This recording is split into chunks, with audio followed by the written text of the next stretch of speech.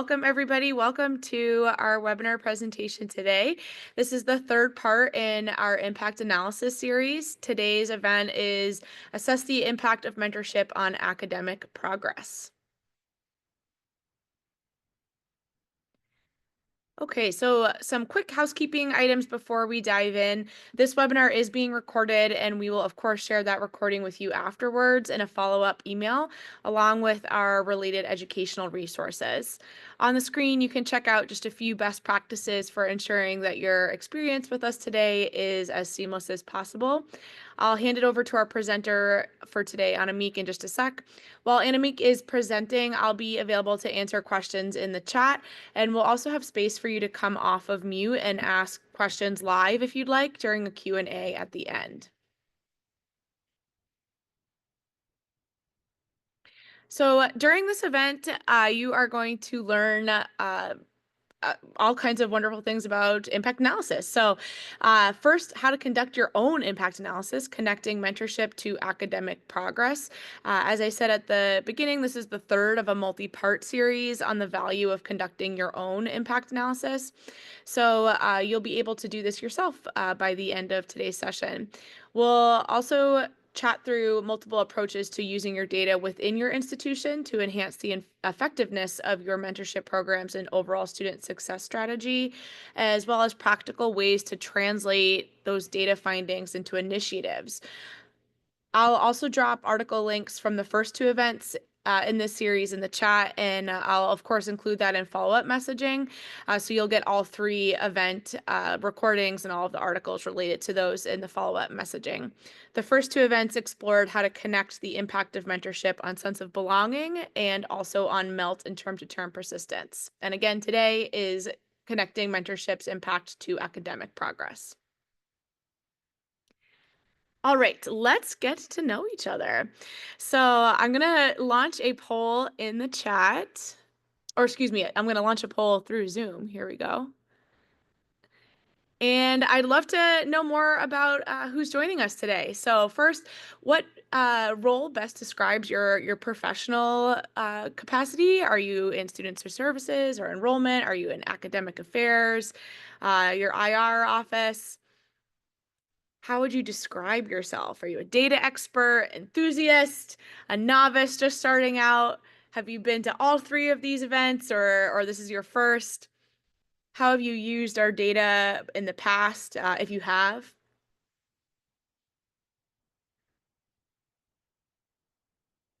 And of course, how confident do you feel in your ability to conduct an impact analysis? All right, so I'm seeing we have quite a few academic affairs folks here. That's fantastic. Welcome. And I have a good split, 50-50 split between data enthusiasts and data novice. So that's fantastic. That's a great spot to be. Some data experts, and so I know that you'll be able to take from this quite a bit around applying the findings from today to your institutional strategy. But for those enthusiasts and novice, don't be afraid of this data. Annemiek's got it. We are going to explain to you how to conduct your own impact analysis, and there's plenty of supporting articles and recordings and whatnot that will guide you along your way. And it looks like we have quite a few folks who attended the first part in the series, at least one of the first sessions. So that's fantastic. All right. Well, the guidelines for today were created by Dr. C.G. Heiser with contributions from our very own Annemiek and from Mentor Collective. So CG is the founder of Co-Creating Action. She has led assessment, evaluation, and strategic planning initiatives across various sectors. Most recently, she contributed to NSF grants supporting underrepresented students in STEM. And she also conducted qualitative research on factors influencing students' choices in pursuing their post-secondary education. She currently collaborates on reducing racial disparities in prison diversion programs, and she also researches how policies shape equity work in the state system of community colleges. CG developed our impact analysis guidelines as well as the recommendations for using the analysis data to create impact at your institutions. Annemiek has spent her career in higher education, guiding institutions in their journey to use data and technology more effectively. She's consulted with hundreds of institutions seeking to accelerate their practice of student success, their learning assessment, and institutional effectiveness.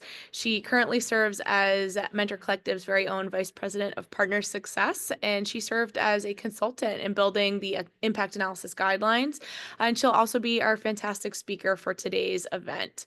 So without further ado, I will turn it over to Annemiek now, and she'll start us off with some context first on how we measure academic progress, and then she'll take us through how to conduct that impact analysis, connecting the impact of mentorship to academic progress. So here you go, Annemiek. Thank you very much. My pleasure. It was really great to work with Dr. Heiser on some of this. She and I've had the pleasure of doing some research together before this. And what we're going to walk through today is a review of the literature and research on this topic from a field of higher education, some really practical, tangible suggestions for how to approach using data to answer these questions. And we are going to give you soup to nuts, step by step, a template on how to do this with the Mentor Collective system data and your institutional system data. By no means is that the only way to answer the questions we're asking today, but we heard from many of our partner institutions, they just didn't know where to begin. Even the opportunity to approach it many different ways could prevent one from getting started. So our all of these impact analysis series kind of come with a DIY out of the box kit. And I think if any of you follow these instructions, it will make you more comfortable iterating, playing with, and expanding on some of the framework that we built for you. So let's get started with some definitions of where we're at. How do we actually measure academic progress? So as Jennifer mentioned, there's 3 areas that we focused on for connecting mentorship impact based on how much evidence there was in the field that impact exists. The first was sense of belonging. The second was MELT and persistence, or essentially re-enrollment. And the third is academic progress. These are by no means the only areas that mentorship affects, but they have the greatest importance to each of you when we asked you why you were running mentorship programs.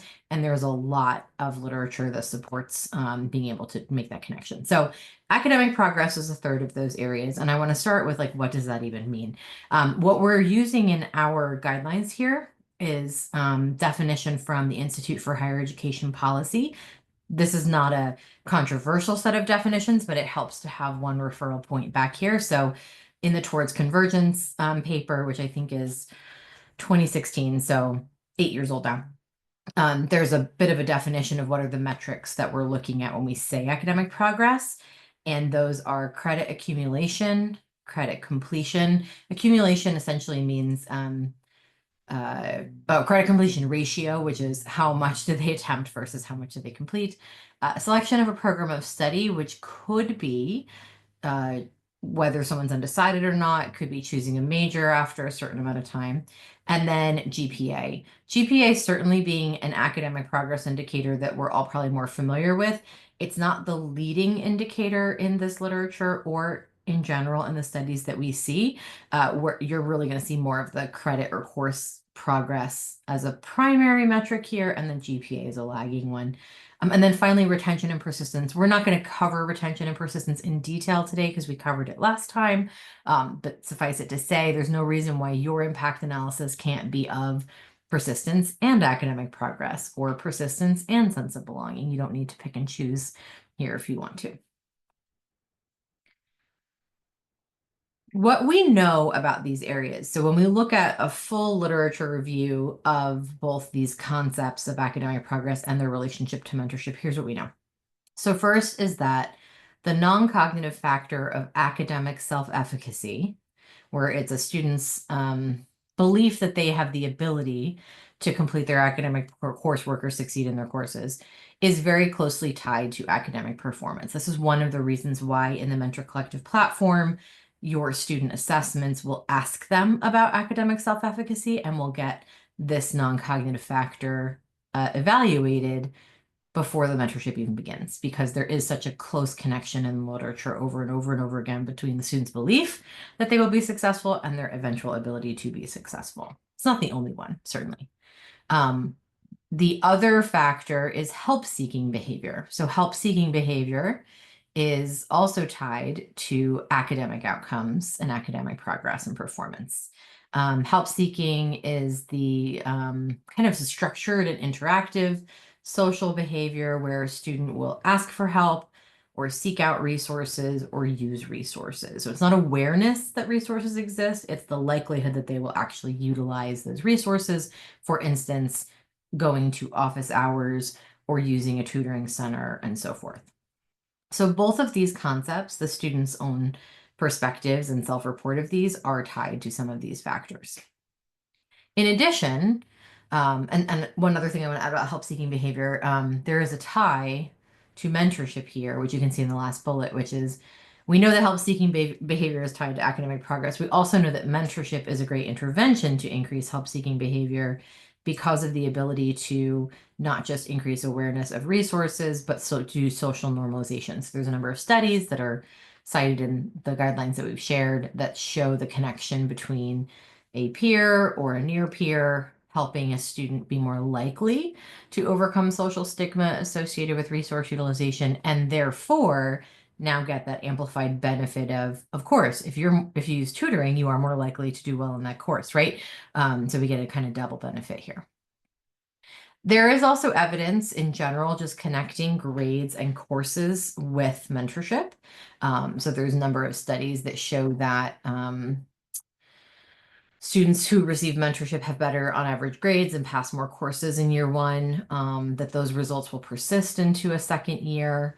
And so whether or not we factor in non-cognitive factors like self-efficacy and help-seeking behavior. So our recommendations here are both to look at grades through GPA, credits and courses through accumulation and completion, but also not to forget about the non-cognitive data that you have available through the Mentor Collective system, which looks at those leading or predictive indicators of the student's own perspective on self-efficacy and help seeking as well. All right, so that's a background on some of the grounding of this assessment work. Now we're going to talk about how to actually approach impact through analysis. And those of you who've attended us in the past, we're using the same framework of suggestions and steps in every case so that you can combine some of these elements without having to start over. So some of these should sound familiar to you. Our 4 suggestions for understanding impact in this particular case, we're starting with one that is novel for this topic, which is to establish baseline indicators.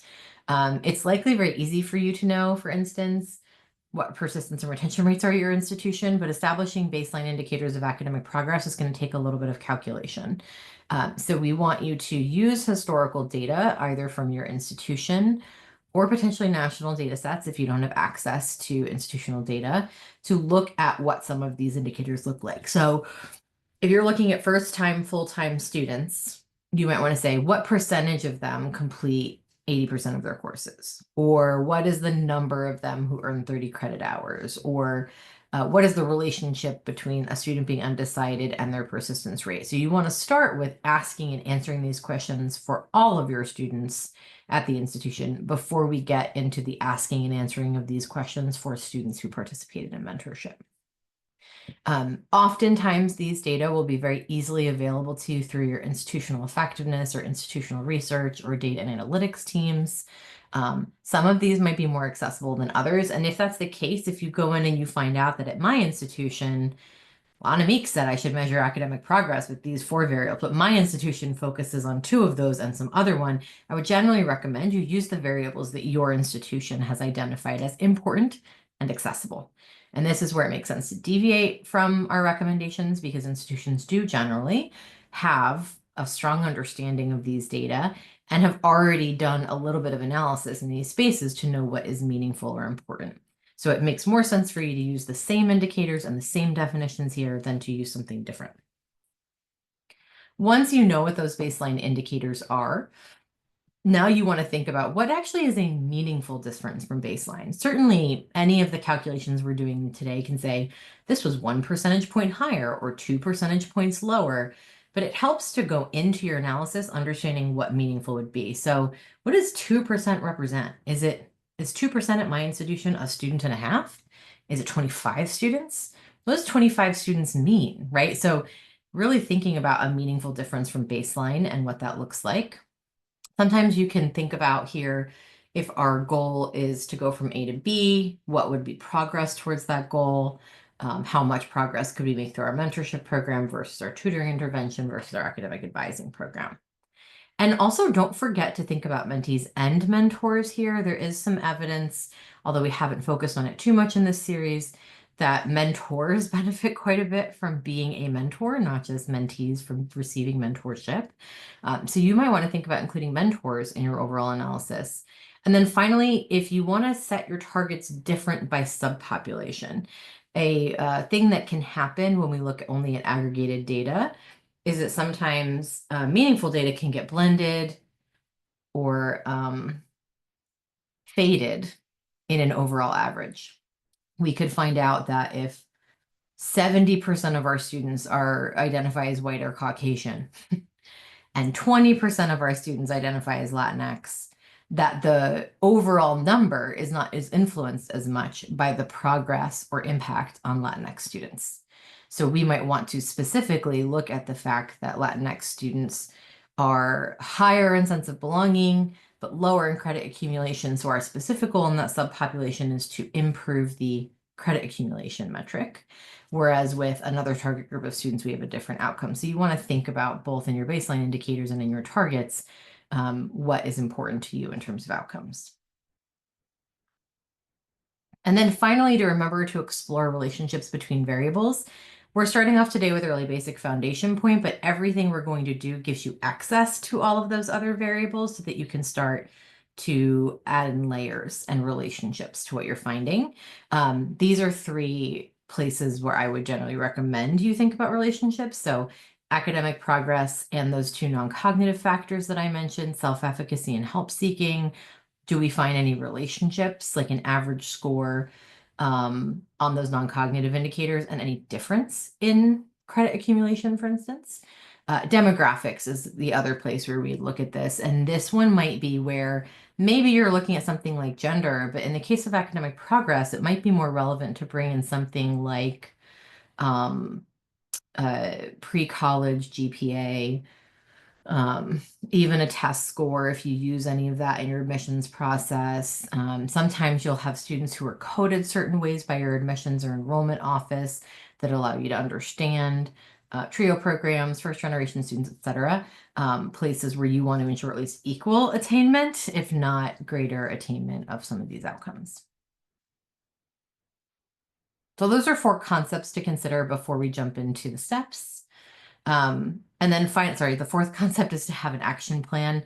I generally find that poking around in data for curiosity's sake, while very fun, and I definitely enjoy it myself, it doesn't translate as much to action or impact as much as you think on the front end. What am I going to do with these data points, especially if I have to take effort or fight for them or try really hard to get them? Having a plan in mind that if I look at these results, this is who I'm going to share the results with. This is what the review of that might be. This is who's responsible. This is the timeline during which they can act. We certainly don't want to be doing projects like this just to find out we missed a window for something like advocating for pre-college programs for another group of students, or uh, advocating with our faculty for a certain type of academic policy change and so forth. Now let's get into the steps for conducting your impact analysis. And I believe most of you said that you have exported data from Mentor Collective's dashboard before, but you will be refreshed on that today. And most of you have said that you have not created a pivot table or done an X or V lookup. So you will also learn that today. Feel free to follow along if you like. As we go, I want to mention, I think Jen has dropped it in the chat already, but this article that we have here has everything we're talking about today, all of those sources that I mentioned, and it also has those suggestions, but it has a really helpful link, which is this, I'll scroll down a little bit, template file. So everything we're showing you in our videos today comes from this template file, which has all the data fields that you need, the pivot tables that you'll create, the summary tables that you can run. So you're welcome to download that and follow along, edit from there, etc. All right, let's jump back into our steps. All right, step one for our impact analysis is to get really, really clear about who we are assessing and during what time frame. So you really need to, before you can request any data and pull any data, which students are included in this assessment. And we sometimes need to wait a certain period of time. So we can't do a fall to fall retention study until the census date has passed for that fall, which means you usually have to wait a year and a half later from when you launch a program for that type of indicator. The thing that is great about academic progress indicators is we do not need to wait that long. So typically, if we look at something like courses attempted versus courses completed, we might wait a couple of weeks after the term ends for accurate, up-to-date information about credit accumulation instead of an entire year and a half. So you can usually do an evaluation like this a lot faster than something like a year-over-year persistence evaluation. But you do want to be upfront. Is it all students who enrolled? Is it first time in college students? Is it only full-time students? Is it graduate students or undergraduate students? Is it the College of Business or the Workforce Development Program? Who was invited to mentorship is really kind of who you want to focus it on. But if you, for some reason, invited one set of group students to mentorship with an intention to compare them against a broader population, you're going to want to be really specific about that here. And then also the time frame. So when did they enroll? Am I including students who were admitted for the fall or students who showed up in the fall? Those are two different groups. Or students who accepted their enrollment, or students who actually came and matriculated. So be very clear.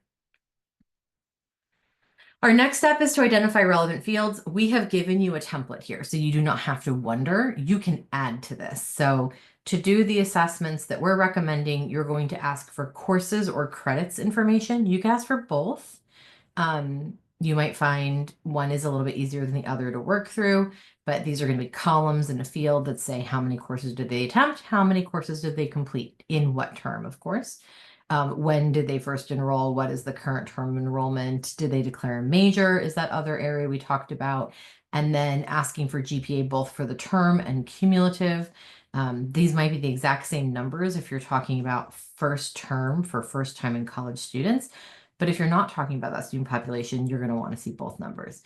And then meaningful demographic variables, these are completely up to you.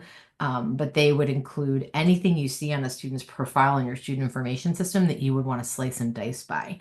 Again, the most common things I see: first generation student, race, ethnicity, gender, hometown, something like a commuter or local indicator, transfer student status. And then your institution might actually have some other indicators that they use for things like certain types of admissions programs that you're using.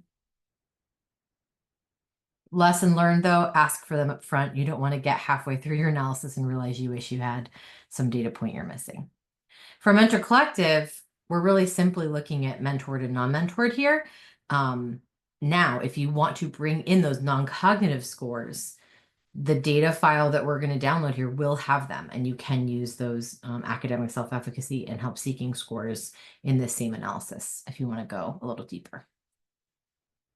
So let's talk about finding that data in the system. We're going to walk through that right now. When conducting an impact analysis, you will need to first gather and prepare your data. In this video, we will walk through how to export data from Mentor Collective's partner dashboard and clean up your data set. Let's first walk through how to find and export your data from the partner dashboard. Once you are logged into the partner dashboard, you will want to navigate on the left-hand side all the way to the bottom to your exports page. Now, there are multiple options for exports here, but the participant data export provides the most comprehensive information about the students in your program. In this example, we will be exporting data for mentees. This is an example of what you might see when you open that downloaded CSV. Now, you'll also likely need data from your student information system. You can use that system's process for exporting data or work with the relevant offices at your institution as needed to gather the appropriate data. This is an example of what that data may look like. Now you have data from both your student information system and Mentor Collective's dashboard. You will likely have more data than you actually need for your analysis, so we recommend deleting all of the data that is not needed. I personally find it helpful to highlight the columns that I want to keep for my analysis and then simply delete the rest. To select multiple columns at once, I'm going to do Command click, or you can do Control click on a PC, and then right click or Control click to delete those columns. Now that we've deleted all of the irrelevant data in our data set, we have a much more manageable amount of data to work with for your impact analysis.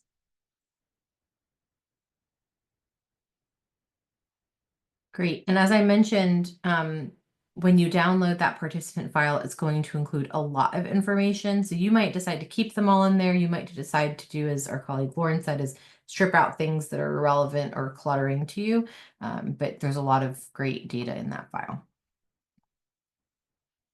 The next thing we need to do is merge the data. This is where we're going to play with some cool Excel skills. Again, that's the data from you're going to obtain the data from your institutional system and the Mentor Collective system and connect them. Because we often need to pull data from multiple sources, you will need to merge the data into one data set for analysis. In this video, we will walk through how to merge data gathered from your student information system and Mentor Collective's partner dashboard.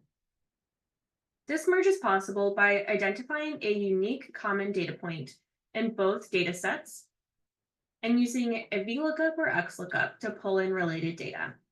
In this example, I'll be using a VLOOKUP. So we're starting on a tab with our student information system data, and we want to pull in the data from our partner dashboard tab, specifically looking at user ID, role, and program status. So if we go back to our student information system tab, I'm going to create a new column, and let's start by pulling in program status data. I'll relabel that column, and we can start our VLOOKUP in this first cell by typing in equals VLOOKUP, open parentheses, and there are 4 elements here or values that we need to include in this formula. The first is the search key, and this is the value that we want to look up in our second data set, that unique identifier. In this case, we're using institution ID or university ID, since it's a unique static data point that we have in both data sets. So I'll go ahead and select that first cell, add a comma. Next, we need range, and this is where you want to look for that search key. So in this case, we need to go over to our dashboard data tab. And then we want to start by making sure we include that search key, so that institution ID, and then dragging over until we reach the column that we want to return, which is program status, this last column. We'll type in another column. Next, we need index, and this is the column number in the range containing the value we want to import from that search key. So in this case, 1, 2, 3, 4. Program status is the 4th column over. So we'll type 4 and another comma. And then finally, is sorted is whether you want to return the approximate or exact match to your search key. So in this case, we want the exact match to our institution ID. So I will type false and close the parentheses. And after you click enter or return, you can now see program status is showing up for this first individual. And to expand this formula for the rest of these students, you can just double click on this little circle and it will expand to the rest of the column. You'll want to go through the same exact process for Mentor Collective user ID and role. And now we have merged all of our data into one data source and can begin conducting our analysis. Because we often need to pull data. I want to mention in this stage, a most common thing to have happen is to have fields or rows not map, to find that you can't match every single participant, or that you have data in one field in one data set that doesn't match the other data set. So I usually dedicate a set of time for data investigation and cleanup. This is simple as something like, oh, the participant registered with their personal email instead of their institutional email. Can I find that personal email in the system and align with it? But if you have been using some of our data cleanliness recommendations as you're going, where you're uploading institution IDs and emails when you are inviting participants, you're going to have very few of these in your data sets. The other thing I want to mention here is that just to preview, Jen will be sharing at the end that we're having a little workshop session. So if you're trying to figure out how to do VLOOKUPs or XLOOKUPs and feeling a little shaky on that, you can join a kind of our open house session where we'll coach you.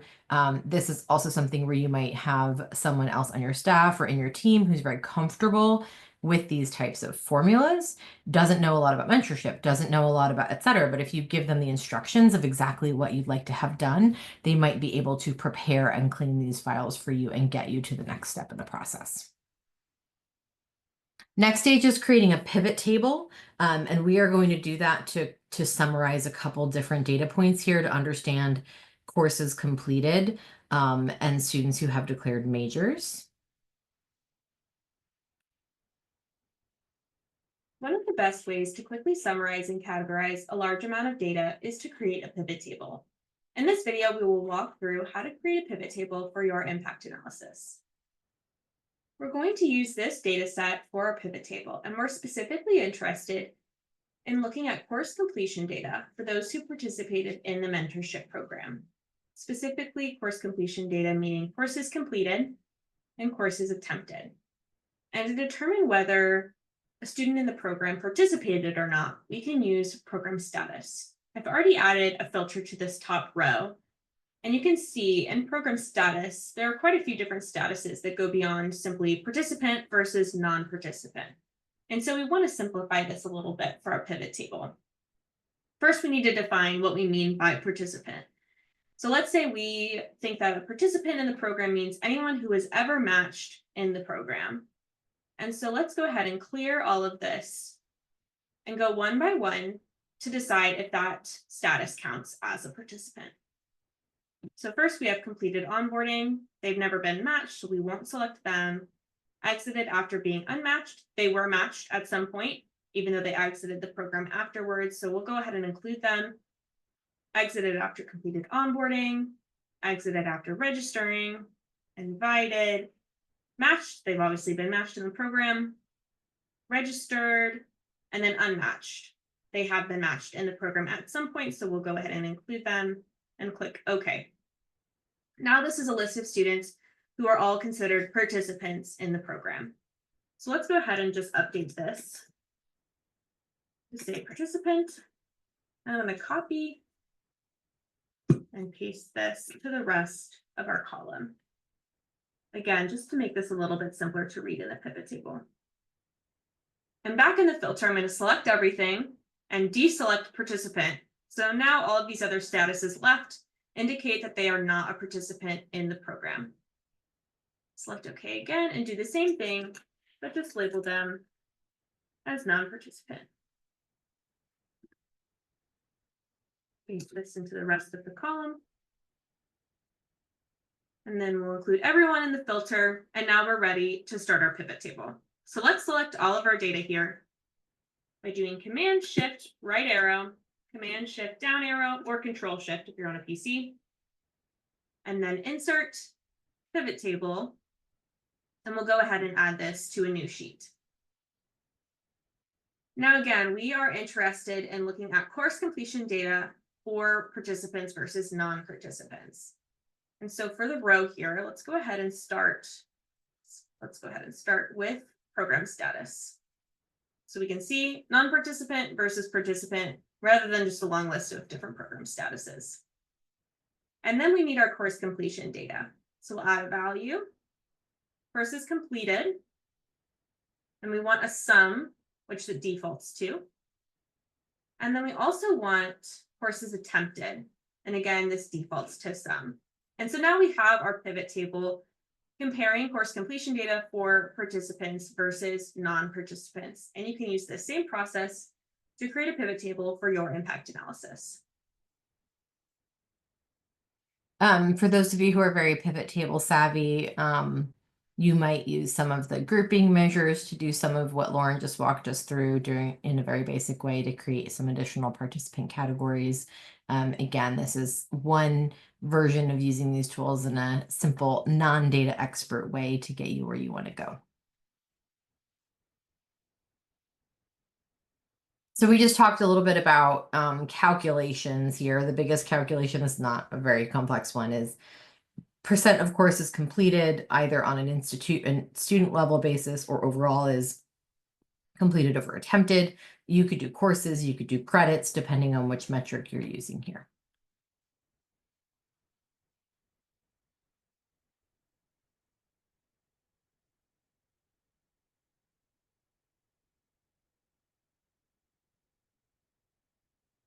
When you create a pivot table, depending on the data you're using, it may be simple enough to interpret immediately. However, it may make sense to create a summary table for easier interpretation, rate calculations, and reporting. So in this video, we'll walk through creating a summary table. For this analysis, we wanted to see course completion data specifically for those who participated in the mentorship program and eventually see how they compare to your institution's benchmark or target rates. So I've created a partially filled out summary table in a new tab, and I've already added our comparison data here, which is our institution's 5-year average for the total courses completed, the total courses attempted, the percent of courses completed, and whether or not it meets our target of 80%. Now we need to fill in the rest of our data, which we can use our pivot table for. So let's start actually by adding a label here, which is participant. We aren't really interested in non-participants in this comparison, so we'll just stick with them for now. And then we can add the total number of courses completed and courses attempted from our pivot table. The participant courses completed is 350. And courses attempted for our participants is 400. And next we'll need to calculate the percent of courses completed, which is the total completed divided by the total attempted, which we can do with it equals this first cell divided by its second cell, enter, and now we have the percent of courses completed. And lastly, we can indicate whether this completion rate meets our target of 80%, and it does. So we can type in yes. And now you have a complete summary table, which is much easier to interpret and share with other stakeholders. And you can see how you could add rows here for different demographic groups or years if you're doing a multi-year study to try and present the data in a really simple way. And you're also seeing how we're going back to that target setting. So really coaching you to present your data in comparison to some standard data sets for baseline and also in comparison to some targets that you're setting for yourself. So the final step in our process is to articulate those impact statements. So in the example we just gave, where we have course completion rates by term, we have a simple impact statement, which I actually really love to put right next to the data.